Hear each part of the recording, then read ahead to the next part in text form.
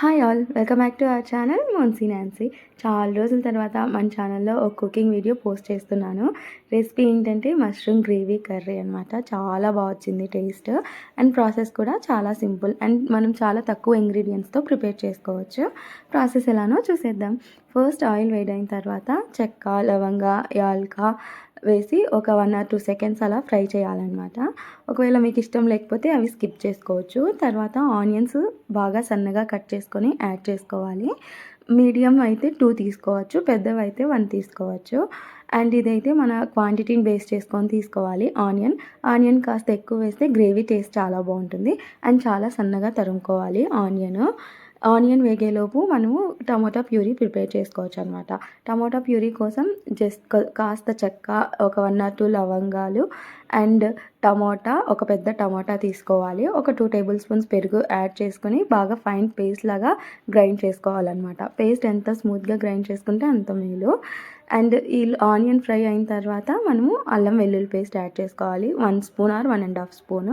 మళ్ళీ అల్లం వెల్లుల్లి పేస్ట్ ఎక్కువ అయితే టేస్ట్ అయితే కాస్త చేదుగా వస్తుంది. సో అల్లం వెల్లుల్లి పేస్ట్ కరెక్ట్గా యాడ్ చేసుకోవాలి. ఇవంతా బాగా ఫ్రై అయిన తర్వాత మనం గ్రైండ్ చేసి పెట్టుకున్న టమాటా ప్యూరీని యాడ్ చేసుకోవాలి. టమాటా ప్యూరీ యాడ్ చేసి మొత్తం బాగా మిక్స్ అయ్యేలాగా కలుపుకోవాలన్నమాట. కలుపుకునేసి ఒక 2 మినిట్స్ అలా వేగనివ్వాలి. ఇదంతా బాగా మిక్స్ అయ్యి వేగిన తర్వాత మనం ఇందులోనే టేస్ట్కి సరిపడా సాల్టు, పసుపు, కారం, ధనియా పౌడర్ యాడ్ చేసుకోవాలి. కారం మన స్పైస్కి సరిపడా యాడ్ చేసుకోవాలి. ధనియా పొడి అయితే 1 టేబుల్ స్పూన్ సరిపోతుందన్నమాట. ధనియా పౌడర్ ఎక్కువైనా కూడా టేస్ట్ బాగోదు. సో 1 స్పూన్ ఆర్ 1.5 స్పూన్ మన క్వాంటిటీని బట్టి తీసుకోవాలి. ఇవంతా బాగా మిక్స్ అయ్యేలాగా ఫ్రై చేసి ఇందులోనే మనం కట్ చేసి పెట్టుకున్న మష్రూమ్ని యాడ్ చేసుకోవాలి. మష్రూమ్ పెద్దగా ఉంటే మనం 2 or 3 పీసెస్ లాగా కట్ చేసుకోవచ్చు. పెద్దవైతే మసాలా బాగా పట్టదనమాట. సో కట్ చేసి వేసుకుంటే మసాలా బాగా పడుతుందనమాట. ఇప్పుడు ఈ మష్రూమ్కి మొత్తం మసాలా పట్టేలాగా బాగా కలుపుకోవాలి. అన్ని పీసెస్కి మసాలా పట్టేలాగా బాగా కలుపుకున్న తర్వాత ఇందులోనే పచ్చిమిర్చి, కరివేపాకు యాడ్ చేసుకోవాలన్నమాట.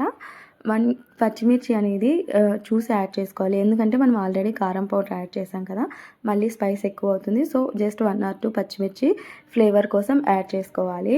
అండ్ ఇంకా మనము టమాటా ప్యూరీలో ఉంటే కాస్త పచ్చి కొబ్బరి కూడా యాడ్ చేసుకోవచ్చు, టేస్ట్ బాగుంటుంది. మేమైతే ఇక్కడ కొబ్బరి యాడ్ చేయలేదు. సో ఇవంతా బాగా కలిపిన తర్వాత మనకి గ్రేవీకి సరిపడా వాటర్ యాడ్ చేసుకోవాలి. వాటర్ యాడ్ చేసుకునేసి ఆయిల్ పైకి తేలేంత వరకు మష్రూమ్ని బాగా ఉడకనివ్వాలి.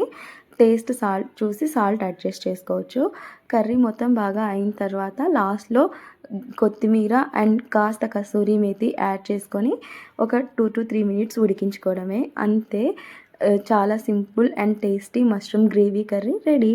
అండ్ ఇంకా మీరు కనుక మన ఛానల్ని సబ్స్క్రైబ్ చేయకుండా చూస్తుంటే ప్లీజ్ సబ్స్క్రైబ్ చేసుకోండి. అలానే ఈ వీడియో నచ్చితే లైక్ చేయండి. Thank you.